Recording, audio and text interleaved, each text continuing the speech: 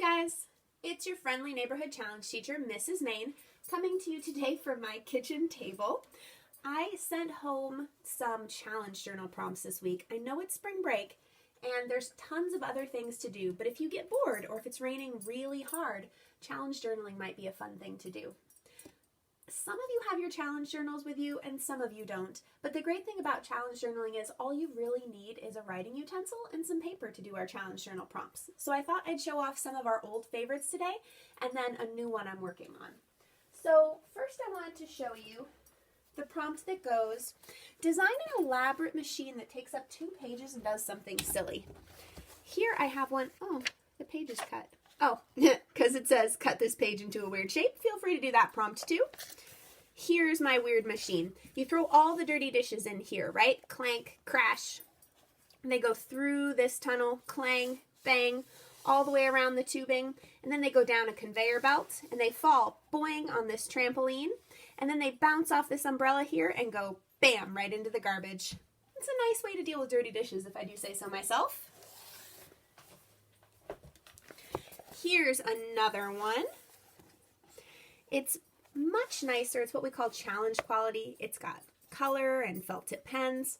Anyway, there's this like hand that strikes a match and the lit match swings down onto the wood pile. The wood pile's on this conveyor belt here, right? And it bursts into flames. Whoosh. Then the conveyor belt has to stop so the heat can reach the tea. The tea gets poured through this funnel and this tubing and then right into the cup. I don't know how the plate of cookies got there, but it's pretty great. Must be another machine, I guess. Let's see. Ooh, here's another really fun one. It says, cover this page in tape, create some kind of pattern. That's a really neat one if you have color tape. If you don't have color tape, you can still do it. You can create a different kind of pattern like this. Let's see, what else do I have for you? Oh! There's a really neat one here that says roll a piece of tape on the floor in the classroom. You'd make that your regular house though, right? Tape it into your journal and attempt to identify all the particulates. The particulates are the little bitsy bits, see?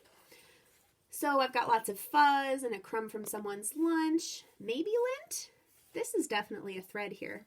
That's a fun one to do because you can kind of play detective. And also, then your floor's cleaner, so your parents will thank you. Finally, let me show you what I've been working on.